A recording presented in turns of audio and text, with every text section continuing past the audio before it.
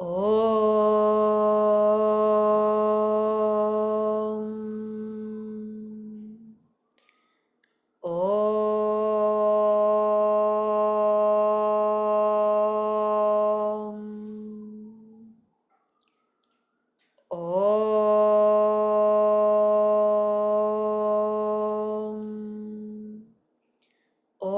Sahana Vavatu Sahanao Bhunaktu Saha Viryam Karavavahai Tejasvinavadhitamastu ma vidvishavahai.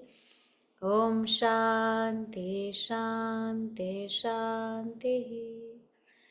Vakratunda Mahakaya Suryakoti Samaprabha Nirvignam Kuru Me Deva Sarvakaryeshu Sarvada Sarasvati Namastubhyam Varade Kamarupini Vidyarambham Karishyami Siddhir me sada Samasta Janakalyane Niratam Karunamayam Namami Chinmayam Devam Satgurum Brahma Vidvaram Mukam Karoti Vachalam Pangum Langhayate Girim Yat kripa tamaham vande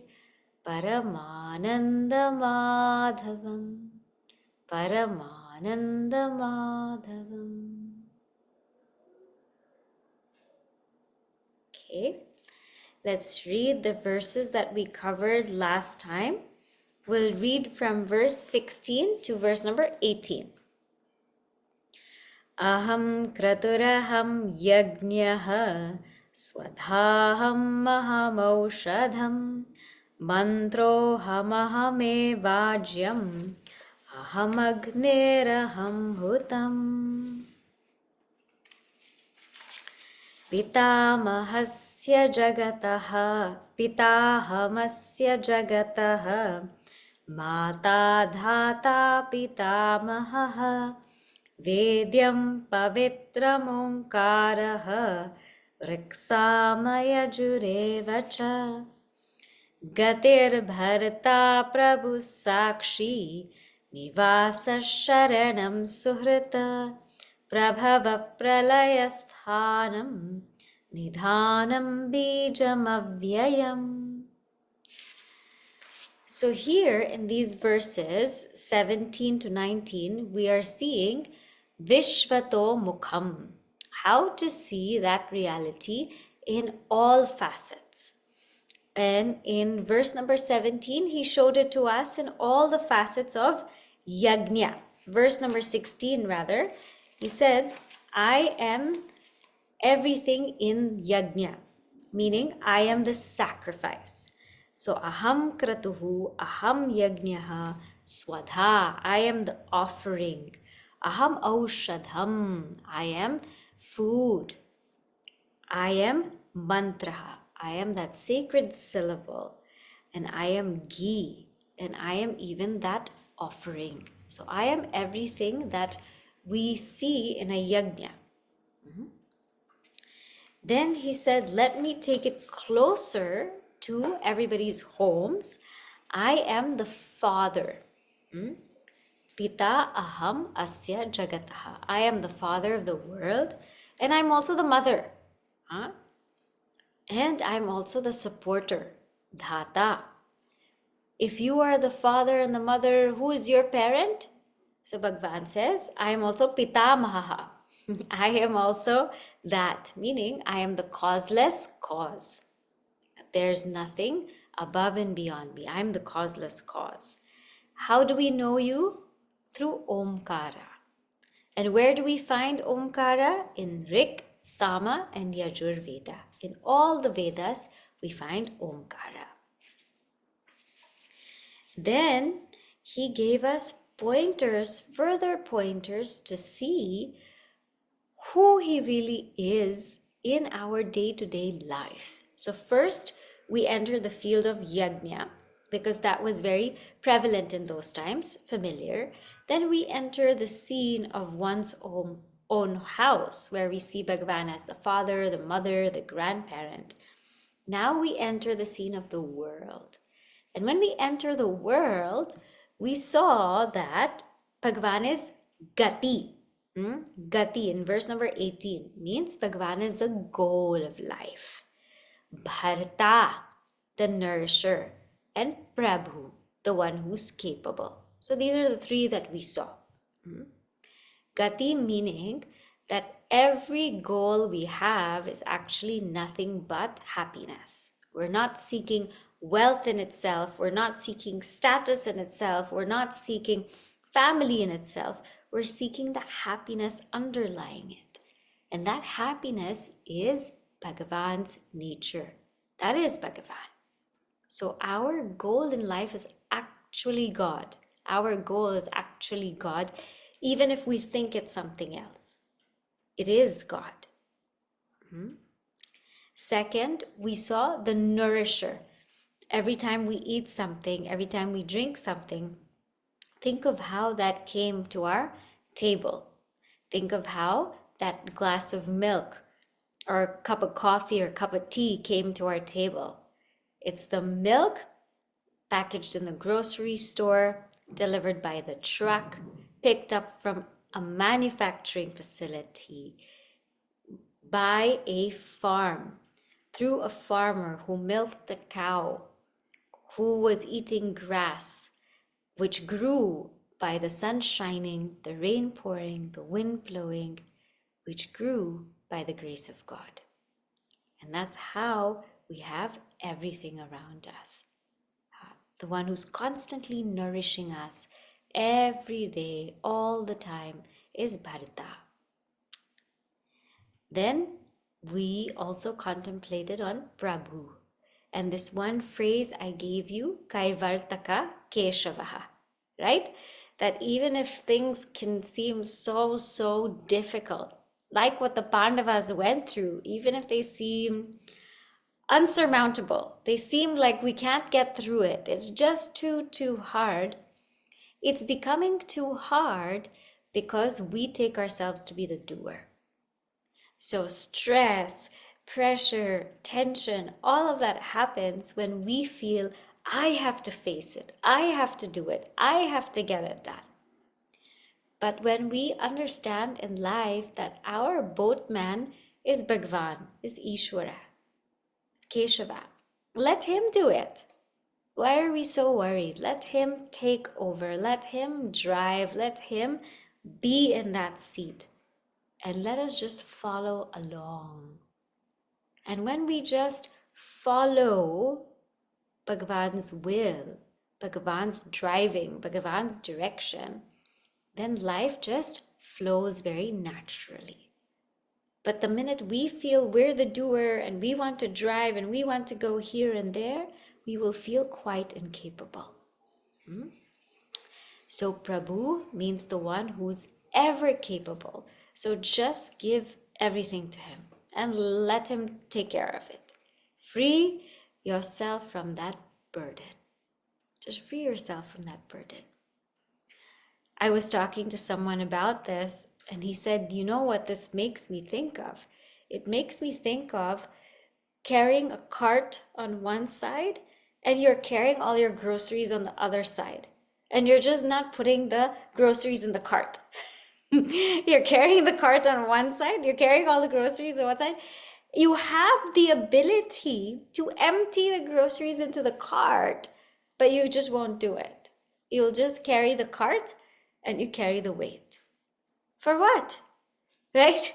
We're worshipping Bhagavan and yet we're still worrying and carrying the weight. Put the weight on Bhagavan. When we are worrying, then we are not worshipping. And when we are worshipping, then we will not worry. So we have to see what we're doing. If we're worrying, then we are not worshipping. And if we are truly worshipping, then we will not worry. We'll not worry at all. So he is Prabhu. So let him do his thing. Relax.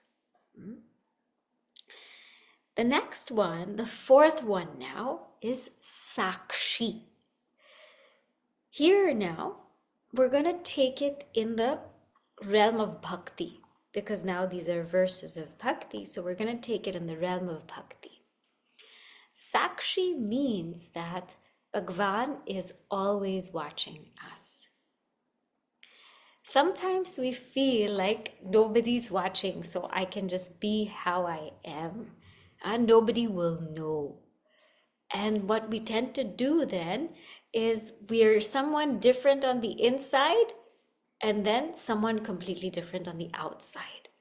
So there's like a pretension that outside I am this way, but inside I'm totally a mess, or I'm totally crazy, or totally going nuts. Huh? So this kind of life doesn't work. Bhagwan doesn't like that because he sees every single thing. He knows everything. He's Ishvara. What can we hide from him? You know, there's the story, which I'm sure I shared with you, of the teacher who asked his students to chop wood where no one is. And one student went in the thick forest where he couldn't hear any sound and he chopped it. The other student went in the middle where there was a lake and where nobody was and he chopped it. But the other student couldn't chop the wood. He brought it back because he said, no matter where I was, God was there. So I could not chop the wood. So Bhagavan is watching all the time. All the time. Nothing goes past Bhagavan. So he knows us through and through. There's absolutely nothing we can hide. And we see this very clearly in Ramayana. When Hanumanji met Sri Rama and Lakshmana for the first time, he was in disguise, right? He was in disguise of a Brahmana. And when he was in disguise, Bhagavan didn't hug him. Only when he revealed his true nature, then Bhagavan hugged him. In that respect, we have to see Vibhishana. Vibhishana went to Sri Rama saying that I am a Rakshasa. I am a Rakshasa. I'm born from that family. I can't help it. That's where I come from. This is who I am. But please know that I surrender to you. I bow down to you. You accept me. You take me. I just want to rest at your feet. And when Vibhishan came there, the other spies told Sri Rama, don't take Vibhishan, don't take Vibhishan. He's a Rakshasa, he's the brother of Ravana. But Sri Rama said, whoever surrenders to me with his whole heart, I will take care of him like my own. So Bhagwan doesn't like fuss, no pretense, no disguise, no, appearing to be something else. He likes to see our true colors and just be exactly how we are and surrender that. Because if we don't show who we are, how can anybody help us? If we don't show our weaknesses and say, I need help with this, how can anybody help us? True love thrives in transparency. It thrives when we are transparent with each other. Because love doesn't need perfection. It needs sincerity. That's what it needs. It needs sincerity. It needs honesty. And only with honesty and sincerity, love grows and blooms, and not with pretension. Sometimes people feel like they have to pretend to be something else because people are watching.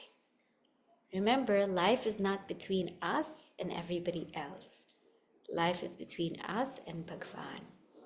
So Bhagwan is that Sakshi, ever witnessing, ever seeing. Everything is under his eyes. No leaf will fall without Bhagwan knowing it. So Sakshi, the fourth one. We come to the fifth one, verse number 18. The fifth one is called Nivasah. Nivasah means that Bhagwan is the abode. When people ask us, where do you live? I say, okay, we live in New York. We live in Westchester. We live in Virginia. We live wherever. We live in New Jersey. But actually, where do we live? We live in God. Because this whole world is Bhagwan. So we live in Bhagwan. This whole world is Bhagwan. It's not living in a certain place. It's not even living in a planet. It's not even living in the mind. But we live in Bhagwan. So this whole world is Bhagwan's house, Bhagwan's home, his abode. And this is where we stay. And yet, we still worry, even if we live in his home. Now, wouldn't it be so funny if you had your children come over and your children came and they were worried that they might not get food in your house, that they might not get a bed in your house, that they might not get anything they need in your house? Wouldn't that be so silly if your children were to worry, I'm not going to get any bed in my mom's house, my dad's house. I'm not going to get any food. I'm not going to get any comfort. I don't know if I can go there and live there and stay there because I don't know if they will take care of me. Isn't that insulting? You would want your child to just come straight to your house because you have everything ready for them. Even if they call you like 2 hours before, I'm coming home. Don't the parents feel so happy my child is coming home and they prepare every single thing? Now, we live in Bhagwan. So why are we worried? Why are we worried if we're going to get a place to stay? We're going to get food to eat. If anybody's going to take care of us. Why are we worried? This whole house is Bhagwan's house. He is Nivasah. There's a story of a Zen monk. One day, she had gone out to beg in people's homes for bhiksha. And people didn't like that spirit. They could not understand why people have to come and beg for food and knock on doors. They did not understand that. So she went to a few homes. Nobody gave her food. And she didn't have anything with her, because she was a monk. She was just walking in the village. Now it was getting very dark and it was cold outside. So she said, now all I can do is sleep under a tree. So she found a cherry blossom tree. She slept under the tree. And she slept, and after a few hours, she woke up because it was too cold. She didn't have any blanket. She didn't have anything to cover her. She woke up and she looked up at the sky and she saw a full moon. And she saw the cherry blossom tree as though whispering to that moon, like touching that moon as though from her glance. And she said, that's the most beautiful thing ever that I saw. The cherry blossom tree whispering to the moon. How beautiful is this sight? And she was so delighted. She was so happy. She said, oh my God, this is so wonderful. And she turned around to that village, and she bowed down to them. She said, "Thank you for rejecting me, for not giving me a place to stay. Because of that I got to stay in this place, and I got to see the wonders of divinity." Right? Nivasah. She bowed down to them. She said, "Thank you that you rejected me, because otherwise I wouldn't be able to see this divinity and sleep in this abode." So our home, where we live, is in Bhagwan. So for a devotee, there's no homesick. You know, when we go and travel, like, I'm homesick.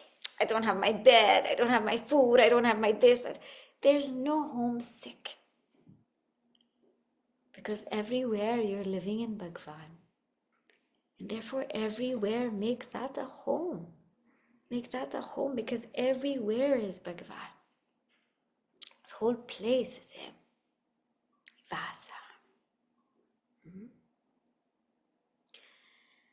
Then we come to Sharanam. So this is number 6, Sharanam. Sharanam means my refuge is Bhagwan. See, sometimes we don't know where to turn to, where to go. So Sharanam tells us that the one place we can always turn to is Bhagwan. In chapter 7, if you remember, we saw 4 types of devotees. Artha, Artharthi, Jignasu, and Gyani. Right? Bhagavan says, all of these are my devotees. All. Because at least they're coming to me. Sharanam is telling us, at least come to me. Bhagavan saying, at least come to me. Even if we're Artha Bhaktas who are seeking Bhagavan in times of distress. Artha means in times of distress, we are seeking Bhagavan. Because we just don't know what to do. We're going through so much sorrow, so much trouble, and we want to get out of it. So I feel I'm going through sorrow and I want to get out of it. Bhagavan, please help me. Like Mirabai ji, like Gajendra, like Draupadi. They're going through so much sorrow, so much intense pain. They say, Bhagavan, please, please get me out of this. Artha. So they seek Bhagavan as that refuge. Artharti. Those who seek Bhagavan for joy, because they want some material joy. So they seek Bhagavan for some material comfort. May I have a healthy life. May I have more wealth. May I be able to go to many places. May I be able to achieve great heights. They want to do that. So they say, Bhagavan, I'm seeking you because I want all of this. So they go to Bhagavan for gaining worldly joy. But Bhagavan says it's okay because you're coming to me. The most important thing is just come to me. Then we have the Jignasu. Jignasu is those who go to Bhagavan for knowledge. So they want to know who is Bhagavan. Like Arjuna. Arjuna wanted to know, Shri Krishna, what is your form? Who are you? Please show that to me. And in chapter 11, we will see Shri Krishna reveals his Vishwarupa Darshan. His darshan where we see everything in one. So who are you? And of course, there is Gyani, the wise, those who have understood Bhagavan and see Bhagavan as their very own selves. So the point here is, yes, it's true. Sometimes we may be artha. We might be seeking to come out of sorrow. Sometimes we might be artharti. we might be seeking worldly pleasure, material pursuit. Sometimes we might be jignasu. We might be seeking out of curiosity. I want to know more. And sometimes there are jnanis. Bhagavan says it doesn't matter as long as you come to me. Just have me as your refuge so that you are tied to me. You're tied to me. You all remember that story of the Vamana avatar that I told you, right? That Raja Bali and the Vamana avatar. So Narayana comes as Vamana avatar, a small dwarf, to stop the sacrifice of Raja Bali. And he asks Raja Bali for 3 steps of land. And he's a dwarf.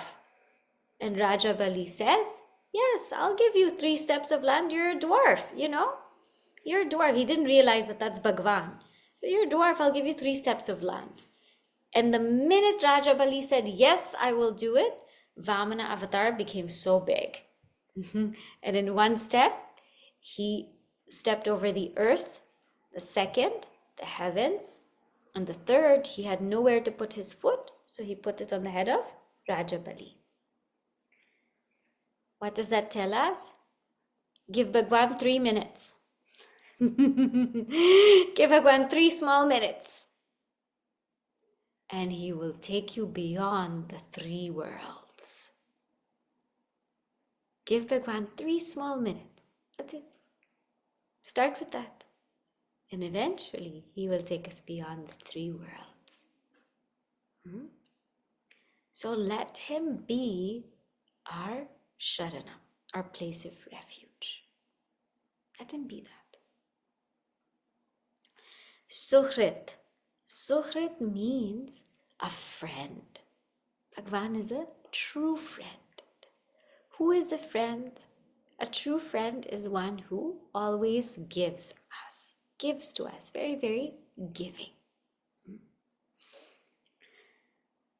When our electricity bill isn't paid, what happens? They cut it off. Huh? They're giving us electricity, but if we don't give back, they cut it off. When our rent isn't paid, they cut it off. They say, you have to evacuate. Our Wi-Fi isn't paid. They cut it off. So when people give and we don't give back, they cut off. Sometimes also in the world, with our friends or people who are close to us, when they give and we don't give back, sometimes they cut off also. But Bhagavan is the one who never cuts off. Even if we don't pay attention to Bhagavan, he will still let the sun shine upon us. The wind will still blow in our direction. Water and food will still come to us. Nourishment will still come to us. Love will still come to us, even if we don't pay attention, even if we don't even look at him, even if we don't even speak to him. He will still give to us. He will give and give and give and give in the hope that one day we just take a look and see, where is all of this coming from? Who is giving me all of this? He's waiting for that day. He's waiting for that day when we say, who is giving me all of this? I have to find out. When somebody sends us a package, surprise package, we get the package and we open it, and let's say it's something so beautiful, the first thing we want to do is find out who sent us this package. There was no name. Who sent us this package? And we start thinking, this person, is it that person, is this person? Whole day we're thinking, who sent us this package?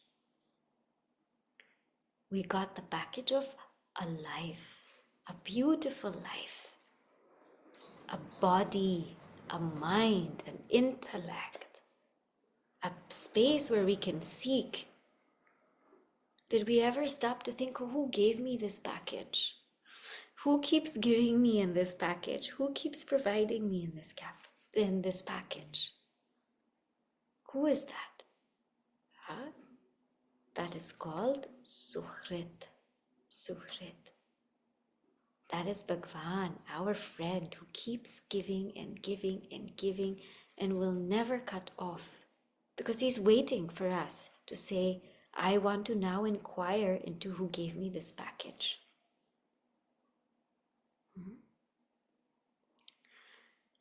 What's the definition of samsara? That no matter how much we hold on to it, it will slip away. What's the definition of Bhagavan? No matter how much we let him go, he will never slip away. He can't. Because in essence, he is you. So, Suhrit. So we have seen now 7. Prabhavaha, Pralayaha, Sthanam. So we'll take these 3 together. Prabhavaha, the origin. Pralayaha, the dissolution. And Sthanam, the foundation or the sustenance. So this we have already seen in many, many ways in the previous verses. The source of all this manifestation is Bhagwan. That which sustains this entire manifestation is Bhagwan. And that into which everything dissolves into, that is also Bhagavan. That's also Bhagavan.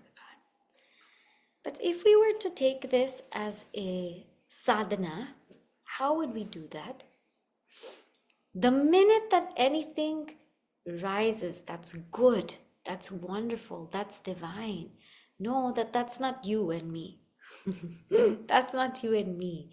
The origin of that is Bhagwan.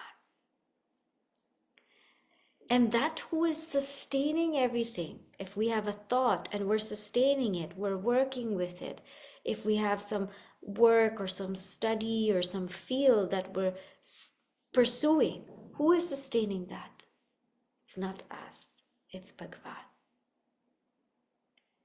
And the one who completes it fully, who makes sure that everything works out perfectly, who is that? That's not us, that's Bhagwan. So the origin of all goodness, divinity, the one that's sustaining it, and that which completes it, that is Bhagwan's hand. We have nothing to do with that. Prabhavaha, Pralayaha, Sthanam. Then Nidhanam. Nidhanam. Nidhanam means treasure house. Treasure house. See, we have 3 Shaktis. We have Icha Shakti, Jnana Shakti, Kriya Shakti. Kriya Shakti is based on our body. It's the power of action. The power of action. Icha Shakti is the power of desire that's in our mind. Jnana Shakti is the power to know that's in our intellect. Now, anytime, this is very similar to Prabhavaha Pralaya Sthanam, but looked in a slightly different way. Anytime that divinity flows in any of these areas, it is only Bhagwan. So if we think of, we'll start with Jnana Shakti. When we are able to find something out, learn something new, gain a new insight, that's not because of us. That's not because we are smart or intelligent or what have you. That's simply because we tuned in to the total mind. And because we did that, Bhagavan's knowledge was shining through us. So all that potential is not coming from us. It's not coming from us. It's coming from Bhagwan. That potential is coming from Bhagwan. Huh? It's jnana. So any knowledge.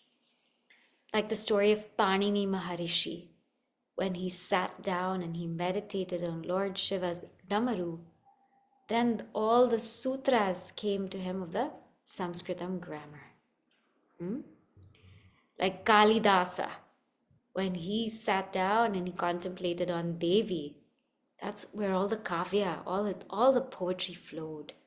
So it doesn't flow from us. It flows when we tune in to that total mind. We come to Ichha Shakti, desire. Sometimes there are divine desires. There's divine ideas. Oh my gosh, we had this great idea. We had this noble thought. That's again not us. That only happened because we were tuned into divinity, and it's Ishwara's Icha that's manifesting and says, this good deed ought to be done. This should be done. We have nothing to do with it. Huh? Just Ishwara's will is coming through. So even that divine desire, that divine idea, that wanting to do something good, that comes from God. Now we come to Kriya Shakti, the power to act. In this, we are also limited. There's only so much we can do. But when we're so tired, when we're so worn out, if we just tap into the strength of Bhagwan, the Shakti of Bhagwan, all of a sudden we will find that we have immense power. More power than after drinking coffee or drinking Red Bull. Huh? That is nothing compared to the power of Ishwara. And that's how our great Mahatmas have so much energy. Not because they're using all of these things, but because when we tap into Ishwara, there is that potential, that energy that just comes out because we are so much in tune with Him. So this whole treasure house, all these Shaktis are from Shakti only, from Devi, from Ishwara only. Not from us. We have nothing to do with it. I remember once Swami Prakashanandaji came here and somebody asked him about parenting. I think I shared this with you also. And he said that we're doing it all wrong. When a child draws a great picture, our tendency is to say, oh, what a great picture you drew. He said that's wrong parenting. Right parenting is say, look who gave you the hand to draw this picture. Don't you appreciate that hand? It's because of that power of the one who gave you this hand that you were able to draw that picture. So from a very young age, grace is taught to the children. It's not about, I can do this, I'm amazing, I'm great. It's about, look at the grace of God who's flowing through you. It's a very, very different way. That's our culture. That's Sanatana Dharma. Bijam avyayam. Now, and this Ishvara is the seed imperishable. Meaning, the seed of the entire manifestation, but the seed which never changes. Because when we look at a seed, it changes to become a sprout. It changes to become a stem. It changes to become leaves, and then flowers, and then fruits. But Ishvara is that seed which never changes, which again is telling us that this is not a creation. It's a manifestation. It's an appearance. Nothing's changing. It's just appearing, disappearing like a dream. Without any change, this world appears on Brahman. Ishvara's real nature is Brahman, which is the imperishable seed. And on that, everything appears. We see it as the world because we don't know the substratum. Just like we see the snake on the rope because we don't know the rope. But once we know the rope, if the snake appears, we know it's rope. Huh? Once we know the rope, if the snake were to appear to somebody else, let us say, clearly I saw it's a rope, but to you, you see a snake. I know it's rope, even if you see snake. So the enlightened beings, they see only Brahman. We might see the world, they will only see Brahman. So in this verse, number 18, let's count how many pointers we had towards Bhagavan. So first one, Gati, the goal. Second, Bharta, the supporter. Third, Prabhu, the one who is capable. 4, Sakshi, the one who's always watching us. 5, Nivasah, the abode where we live. 6, Saranam, our place of refuge. 7, Suhrit, our friend. 8, Prabhavaha, our origin. 9, Pralayaha, our disillusion point. 10, Sthanam, that which in which we reside, that very substratum, that which sustains us. Nidhanam, 11, treasure house. And 12, Bijam Avyayam, imperishable seed. So 12 different ways to think about Ishvara. How very beautiful. If anybody wants to develop bhakti, this is a verse, nice verse to contemplate on. Okay, let us see now the next verse, number 19. Tapamyahamaham varsham. Tapamyaham varsham. Nigrinham yutsrajami cha. Nigrinhamyutsrujami cha. Amritam chaiva mrityuscha. Amritam chaiva mrityuscha. Sadasachaham Arjuna. Sadasachaham Arjuna. Tapamyahamaham varsham. Nigrinham yutsrajami cha. Amritam chaiva mrityuscha. Sadasachaham Arjuna. So he says, now look at me in this way.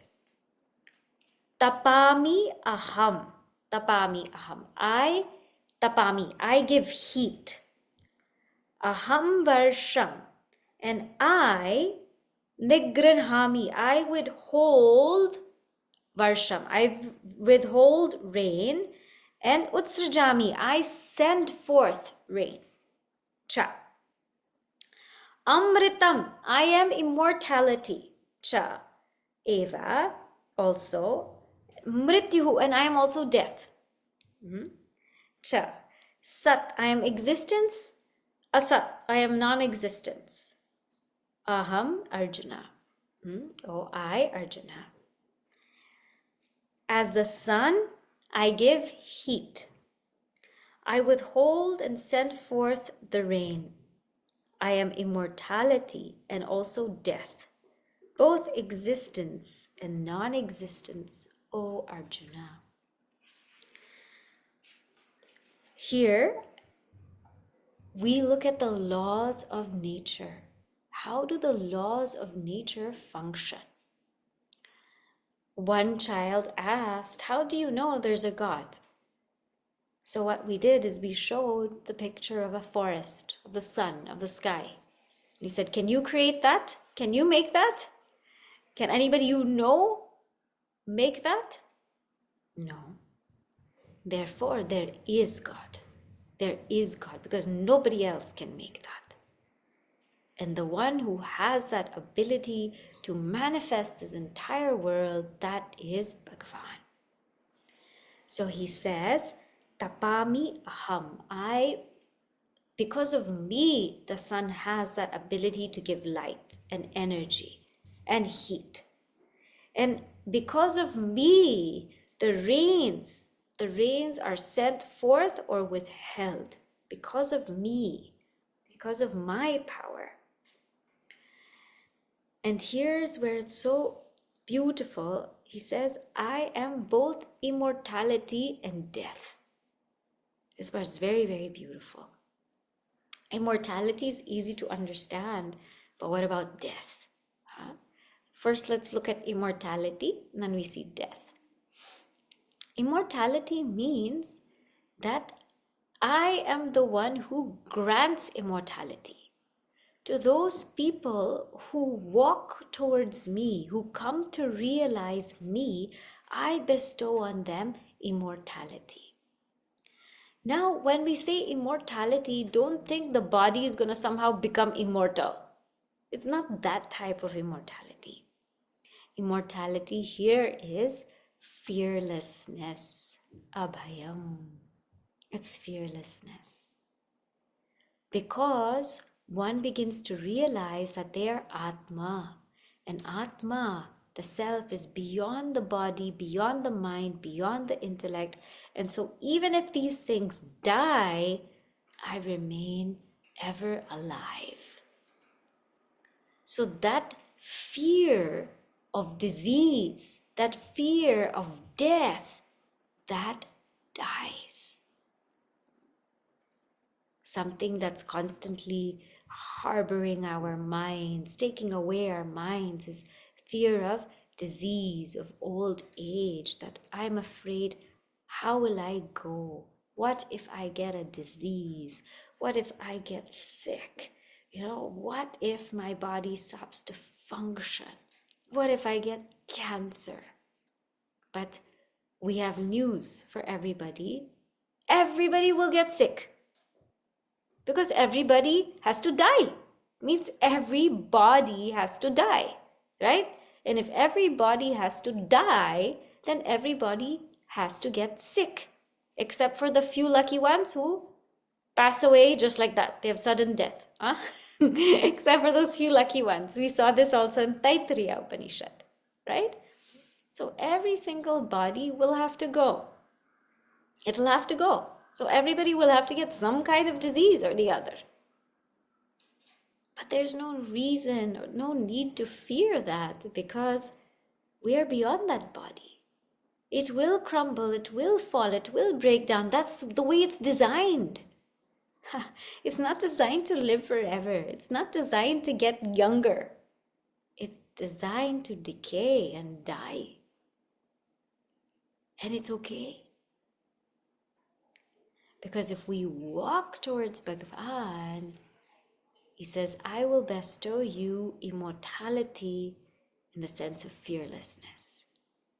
No matter what happens to the body, no matter what happens to the mind or the ego, you are fine.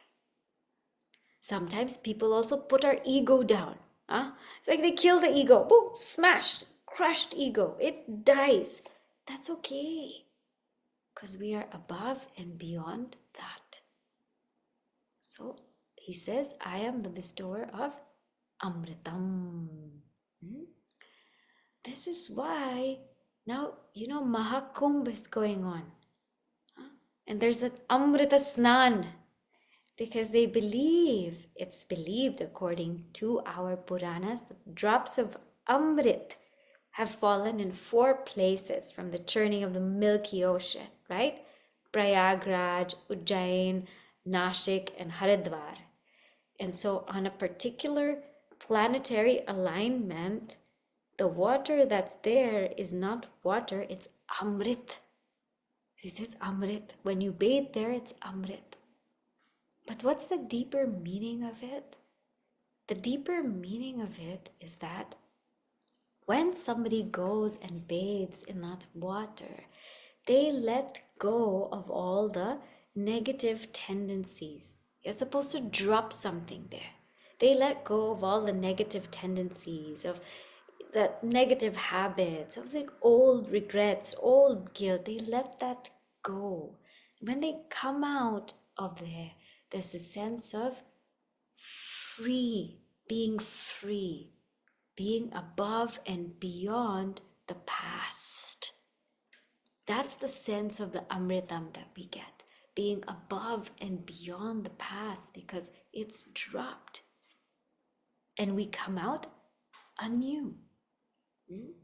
So every time somebody bathes in a holy river, or especially in these kinds of occasions, in Kumbh, this is what's happening. This is the Amrita that's happening. Immortality. What about death? Bhagavan says, I also come to you in the form of death. Yes, he does. Because those who are not walking towards me, I come to them in death. I take their life away. What do you mean? See, it's like this. If you have a child, let's say, and the child is, playing in the mud like crazy. They're playing in the mud like anything. And they come back home and their clothes are pretty stained. Really, really stained. Meaning it's beyond Tide. Tide can't even fix it, right? It's stained beyond Tide. So what do you do with that child as a young child? Is you take those clothes and you throw them away and you give the child new clothes. Because those stains are just too difficult to remove now. And all the stains were there. All the stains. It was so incredibly dirty. So now the old clothes are thrown and new clothes are put on the child. So what is death? This body now has shed all of its negative karma. It has shed it. It has already shed it. And therefore, it's an old cloth. It's old clothes. And so Bhagavan says, now, this jiva's clothes are too old. They've shed whatever they had to shed. Therefore, I need to come and give new clothes onto this jiva, which means a new body. Jiva now has to get a new body. And that's how Bhagavan comes to give death. And if we're blessed, then that body is a much better body. If you look at Ramayana, Bhagavan was there for Jatayu's death. Jatayu, that eagle, he was dying. And Bhagavan Rama came to give him death, to perform his shraddha, to perform his death ritual. He came to give him death. And Jatayu attained such higher worlds. And if we look at Ramayana also, Maricha. Maricha is the golden deer. And the golden deer, Ravana, this is actually Ravana's uncle is Maricha. And Ravana told his uncle, I want you to do this. I want you to tempt away, Sita Devi, tempt her so that Sri Ram comes to you and you can play a trick and people will think that he's hurt. And he told Maricha, I want you to do this trick for me. Maricha said, I don't want to do it. And Ravana said, well, if you don't do it, I will kill you. And Maricha said, well, if I do it, Sri Rama will kill me. And if I don't do it, Ravana will kill me. So I might as well die in the hands of Rama. And so Sri Rama gave death to Maricha. And he attained higher worlds. So sometimes Bhagavan comes to us in the form of death, because this body has to go. It's getting worn out and old, and all the karmas are stained. They're already stained, like that little child. And we may need new clothes. And if we're enlightened, we may just be bare and not have to go through this cycle again and again and again. So he says, I am Amrita, I give immortality, and I am also death. I am immortality, I give immortality, I am death, and I give death. And he says, I am Sat. Sat here means that which is manifest, manifest to our senses. So like the body, the world, the things around us. I am this manifest world, but I'm also unmanifest, like thoughts and ideas, which we cannot see with our senses. They are called unmanifest. He says, I am both manifest and unmanifest. So see me in all of this glory. So I'll just summarize and then we can conclude. Today we saw very beautiful pointers just to have bhakti for Ishvara. We saw that he is Sakshi, the one who's always looking out for us. Nivasah, the abode. Saranam, our refuge. Suhrit, friend. Prabhava, pralayaha, sthanam. The one whose origin, disillusion point, sustenance. Nidhanam, the treasure house. Bijam avyayam, the imperishable seed. And he is the one who heats us up through the sun, brings forth rain or withholds it. He's responsible for the 4 seasons. He is immortality and death, on both the manifest and the unmanifest. So more of this we will take up next class. Say the closing prayer. Om Purnamadav Purnamidam Purnat Purnamudachyate Purnasya Purnamadaya Purnameva Vashishyate. Om Shanti Shanti Shanti. Harihi Om Shri Gurubhyo Namaha. Harihi Om.